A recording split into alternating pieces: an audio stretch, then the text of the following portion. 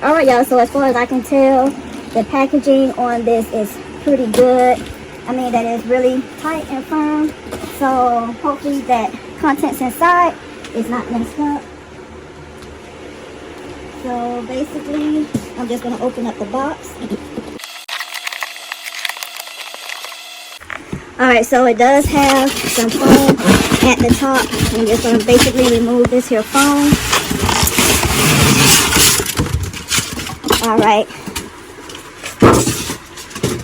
Alright, so here is the printer. Correction, here is the heat press. Then the power cord is there. It is wrapped in plastic.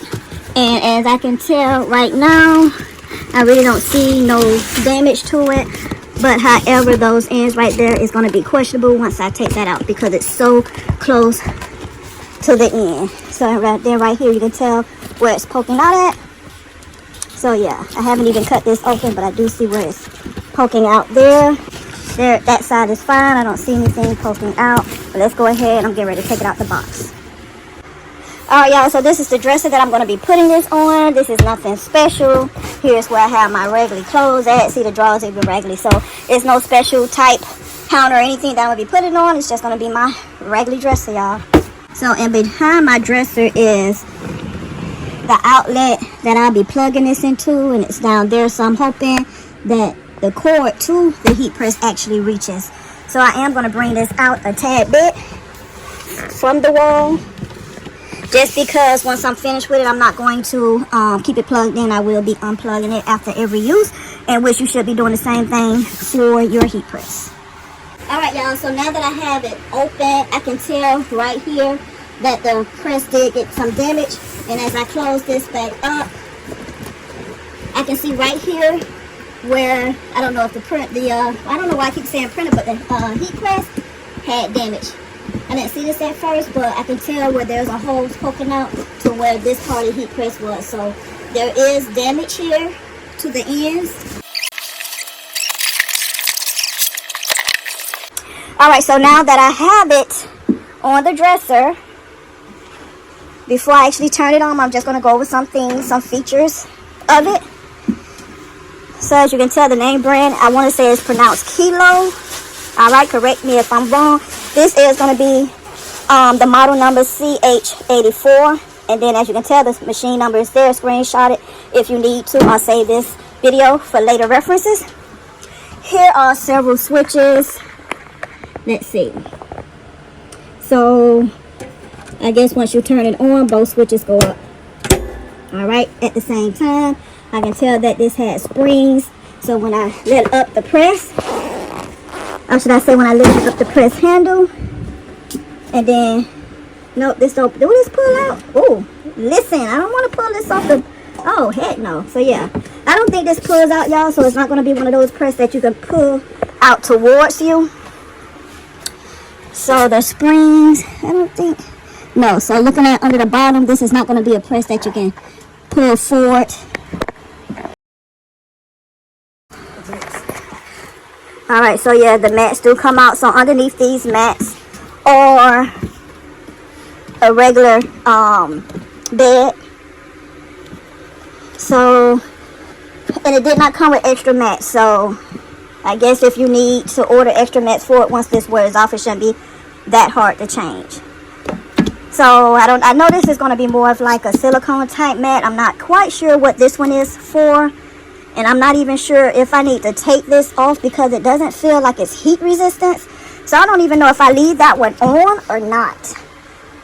But I'll let you know further when I find out further. And this is the cord. So this is going to be like a standard 110, 220 type volt. Not 220. What is it? Oh, y'all don't get me the line, but this is going to be like a 4-1. You can be able to plug this into your regular household outlet. You're in the US, so I bought this for one of those reasons. The larger heat press that I want to get, it supports a 220 volt connection. I don't have that in the house. Plus, I live in an older home. The width of my doors are 32 inches, and it's not even a standard right now. I think the regular standard for a house is like 36 inches wide. So I have an older home, so I wanted to make sure that I was able to bring something in that I could be able to fit through my doors, and this was an option. Alright, so I'm getting ready to plug it in and see how hot it gets. Alright y'all, so one more quick note. This type of machine, you always want to put this directly to the wall source. You do not want to put this here in an extension cord and any type of extension. You always want this to be plugged directly to the wall, just like you would do a heater, because this here pulls a lot of wattage, and plus it gets hot. And the last thing you want to do is to burn your house down, because you done plug this into an outlet and it overheated, causing a fire. So always plug this here, plug any of your hot presses directly into a wall, y'all. So when you're purchasing your heat press, always have an area to where it's going to be feasible for you to plug in your heat press. Alright, so let's plug this in.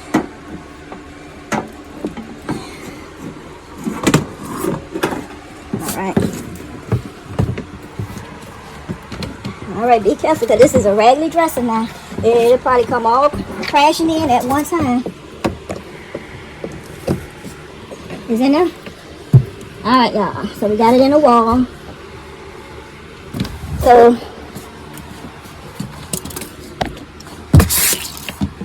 alright, y'all. So it's inside the wall. And look, y'all can tell I bought this used. So don't come at me. See it as is. So y'all ain't got to be going out spending all this expensive stuff to get your crafting business started. And right now I got this set up in my room, so I will be for right now temporary until no, don't push it. I'm gonna leave it right there. I'm not gonna push it back against the wall because I want to have access to it. So y'all don't have to spend a lot of money for your craft. Listen, I paid $50 for this. Y'all can tell I paid $50. Look how raggedy it is. But look, it's doing what I need for it to do. And I ain't even worried about it, because what? I'm selling a product. I ain't trying to sell this dresser. So what I'm going to do now is I'm going to plug it in. Well, I'm sorry. I'm going to turn it on. So let's keep our fingers crossed that it actually works. All right, y'all. I'm scared if I plug this in, my whole lights in my house might turn off. All right, let's go ahead. Come on. All right, y'all. A lot of rumors is that when you buy stuff from overseas, that sometimes the wiring. Do I hear anything crackling? Nah. Okay, so some things. Okay, so some rumors I've heard that when buying things from overseas, stuff catch fire. You'll hear some crackling noise or sparks. And right now I'm not seeing it. So I'm happy thus far. Alright, y'all, so here are the temperature settings. I am going to close this really quickly because it's not set to anything. Let's see, and it's not that hot. So I'm going to close this really quickly and change the settings. Alright, let's lift up. Alright, y'all. Alright, so let me hurry up with this. So here it is, your different settings. Right now it's in Celsius. So if you want to do it the Fahrenheit, which I will be using Fahrenheit because I'm not familiar with. I don't want to have to Google what's 400 degrees for Celsius. So I'm going to set it to Fahrenheit. And let's see how you do that.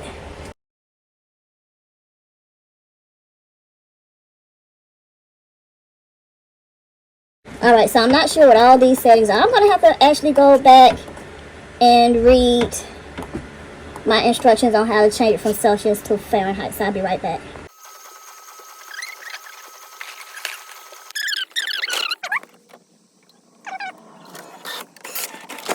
Alright, y'all, so I'm going to start my first press.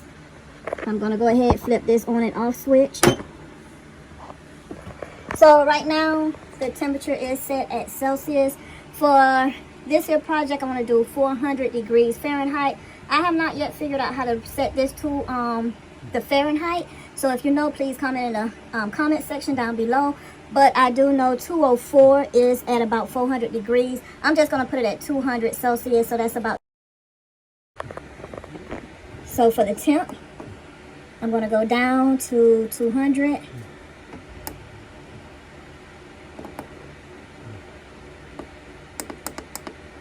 Then I'm going to press the temp again to set it. And then for the Celsius, for the time, I'm going to put it for 60 seconds. Alright, and then press time again. So now we're going to see how long it actually takes for it to warm up. Alright, so it's been brought to my attention that this here mat might be a little dirty, so you can see some dirt spots. So I'm just going to get a damp cloth and kind of go over it. So yeah, make sure you kind of be aware of that. Here's what the top is looking like. Here's our image printed. So this image here is printed like maybe 13 by 26 long, but I'm not going to print this whole thing on the shirt. I am going to cut it in half. And then this part here is going to be for the back. So what I'm going to do first, I'm going to just lint roll the top of the shirt. And then I am going to lint roll the back. It's important to lint roll your shirt because you don't want to get those blue speckles on your shirt, which can sometimes be caused by when you get ready to sublimate. So make sure you lint roll. I am using a jersey shirt and it is 100% polyester. You want to make sure that your shirt has at least, I would say minimum 60% polyester to give it a good color. This has 100% polyester, so it should do real well. Alright, so what I'm going to do before I even put my image on, I'm going to pre-press this shirt. And also it's going to give me time to adjust my heat press, because you don't want to do any adjustment on your heat press when you start the pressing, because when you lift up you may get ghosting. So pre-press your shirt and get an idea of where your pressure should be. Alright, so with this heat press, I can be able to press a full shirt at least 3 times. Unlike my other heat press, which is the 16 by 20, I would have to press it 6 times. So with this size heat press, I'm going to save time on the amount of press that I need to do. So as you can tell, for those who's looking and was wondering about this press and if you can do a full shirt, if you're doing a kid shirt, infants, of course, yes, you can be able to press it 1 time with no problems. This here is a 1X shirt, and as you can tell, we got some hang overage. So at the end of the day, the top we would have to press twice, but if you look at the bottom, and the reason why we would have to press this one twice is because we would have to get those arms. But if you press in just the center of this shirt, you would probably only need to press twice. 1 to the top, 1 to the bottom if you're not going to include the sleeves. So and as you can tell with the bottom of this extra large, it's going to be able to fit underneath the press that one good time. But this one we will only be pressing twice, because I'm not doing a full coverage. So I'm doing 1 press on the front, 1 press on the back. So the only thing I wish I would have thought in consideration is this here to be able to pull out, but it's not. So I'm going to get my pressure. And I say I'm going to lighten up. Oh, hold on, y'all. I think I'm going to lighten up a little bit on that pressure. I see that it is a good fit.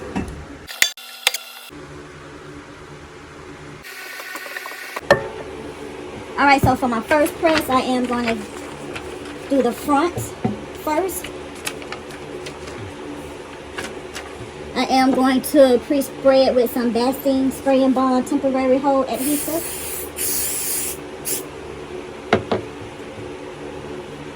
Here I'm going to go about 2 finger widths down. I'm going to do about 3. And I'm going to center it right here. So before I place it, what I'm going to do is I'm going to fold it to try to get an idea where the center is. And then I'm going to look at my tag here.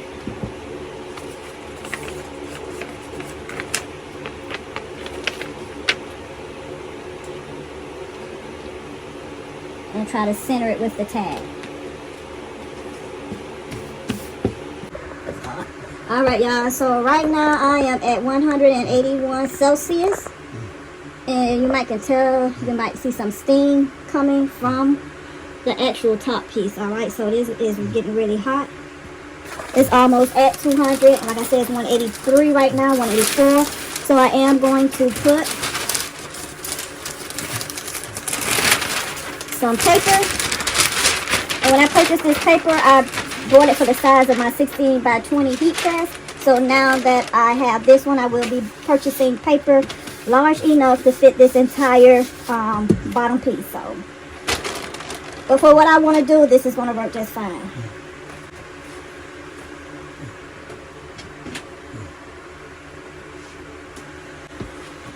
So I am going to put my shirt, and let's see if we can get you over here. Alright, so I'm going to, y'all, when, the only downfall, like I said, about this here heat press is that the bottom piece do not pull forward. So you have to be very careful when using it, because you do not want to burn your hands up there at the top, okay? Because as you can tell, I don't know if you can see, but it is very hot. You can actually see the steam coming from off it. So yeah, just be careful. I don't know if the steam is because it's new and it's burning off whatever trash or dust that might be on it, but nonetheless, it's hot. So what I'm doing now is I'm going to cover the image. And as you can tell, I have the image on top of the shirt. Whenever doing sublimation, you want to make sure your sublimated image is on the top and not your substrate. Your shirt would be your substrate, okay? So make sure your sublimated image is always on top. Cover it. Right now I'm at 198 degrees. And because I have those sleeves open, I am going to cover both sides. Alright. So now we are at 199. That's good enough. I'm going to press. And right now it is at the 200. So 260 seconds. Alright, so that's been... Alright, so y'all, you can tell that the ink did come through on the top. I don't know if you can see that or not. This is why you should always cover your work, okay? Because if not, this here would have been on our heat press, and we don't want that, alright? And it did it for the other side as well. Alright, you don't want that. Always cover your image. So now let's see what we have.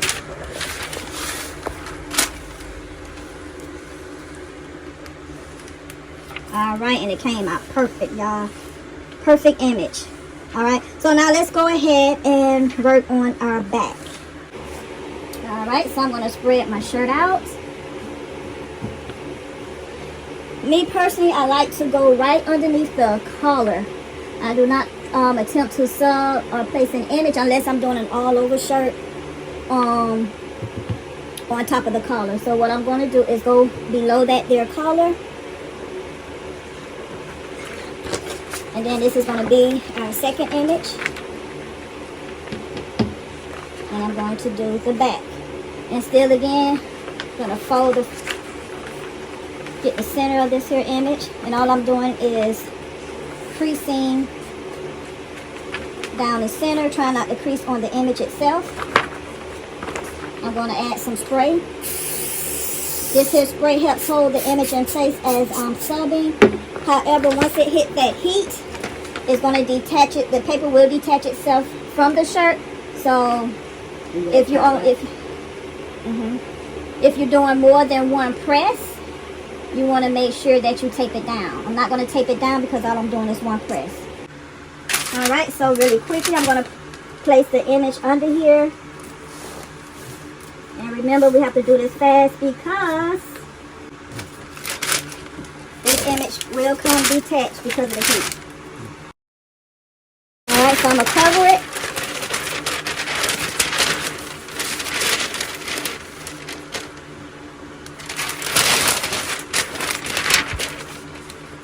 You want to make sure that your shirt is straight underneath the image. Alright, now I'm going to press it 200 Celsius, which is going to be the same as 298 degrees at 60 seconds. Or should I say 298 Fahrenheit. for 60 seconds. All right, y'all, so it has finished. All right, as you can tell, there's the image, and again, you can see where the image came onto this paper.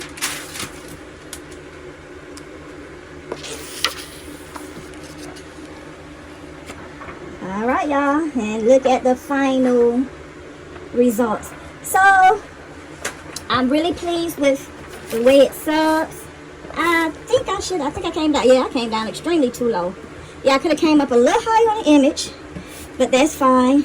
Also, and then of course you can see where that came off the bottom. So always make sure when you have that, you want to change that paper out as well. Do not keep that on your heat press. All right, y'all. That may look pretty. All right, so let me get my model to put it on right quick to show y'all how it look.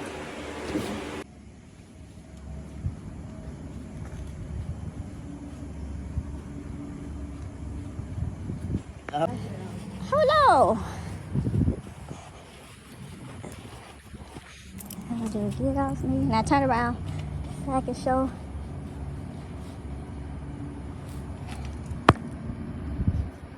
All right.